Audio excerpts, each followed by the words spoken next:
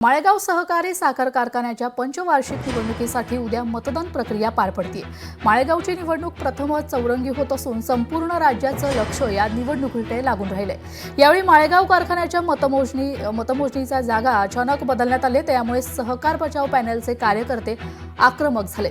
निवडणुकीसाठी उपमुख्यमंत्री अजित पवार, शरद पवार, खासदार सुप्रिया सुळे मतदान करणार आहेत। यावेळी मतमोजणीच्या आढावा घेतला आमचे प्रतिनिधी विकास कोकरे यांनी। माळेगाव साखर कारखान्याची पंचवार्षिक निवडणूक ही अतिशय रंगतदार होत चालली। अशातच या निवडणुकीसाठी उद्या मतदान प्रक्रिया त्या ठिकाणी पार पडते। मात्र या सगळ्या प्रक्रियेमध्ये ही निवडणूक ही चौरंगी होतानाचं चित्र त्या ठिकाणी पाहायला मिळते।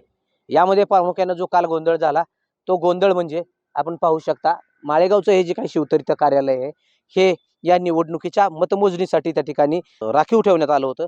मात्र या ठिकाणी प्रशासनाच्या वतीने 24 तारखेच्या लग्नाचं कारण देत या ठिकाणी हे जागा नाकारण्यात आली आणि बारामतीच्या तहसील कार्यालयामध्ये हे मतमोजणी त्या ठिकाणी पार पडणार आहे। उद्या ही जी काही मतदान प्रक्रिया त्या ठिकाणी पार पडणार आहे, या मतदानासाठी राज्याचे उपमुख्यमंत्री हे देखील या ठिकाणी मतदान करणार आहेत। तर दुसऱ्या बाजूला देशाचे माजी केंद्रीय कृषी मंत्री शरद पवार हे देखील या कारखान्याचे सभासद आहेत। खासदार सुप्रिया सुळे हे देखील या कारखान्याचे सभासद आहेत। यामुळे पवार कुटुंबातील हे तिन्ही पवार उद्या या ठिकाणी आपलं मतदान या ठिकाणी करणार आहेत। मात्र येणाऱ्या 24 तारखेला माळेगाव कारखान्याचा चेअरमन कोण हे सभासद ठरवतील। एकंदरीत या सगळ्या निवडणुकीमध्ये आरोप प्रत्यारोप झाले।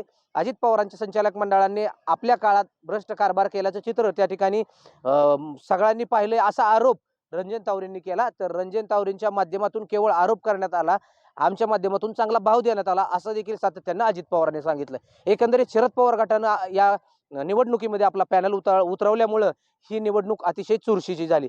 यामुळे आता शरद पवार गटाचा नेमका कुणाला फायदा होणार, कुणाला तोटा होणार हे पाहणं 24 तारखेला औत्सुक्याचं ठरणार आहे। एकंदरीत माळेगाव कारखान्याचा कारभारी हा 24 तारखेला ठरणार आहे आणि 24 तारखेला माळेगावचं भवितव्य नेमकं कुणाच्या हातात जाणार आहे हे पाहणं महत्त्वाचं ठरणार आहे।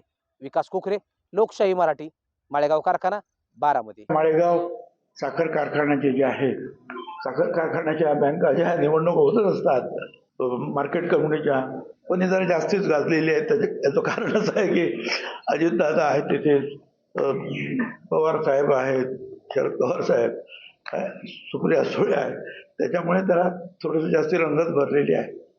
आणि हे आता याचं जे स्वरूप, जेव्हा निवडणुकीसारखं स्वरूप होतं त्यावेळेस थोडेसे आरोप प्रत्यारोप होतात, पण तिथल्या लोकांना हे चांगलं माहिती आहे की कोण चांगला कारखाना चालवू शकतो, जास्तीत जास्त उसाला भाव कोण चांगला देऊ शकतो, ते लोक ठरवतील। लोकशाही मराठी ऐका, पहा, जागरूक रहा।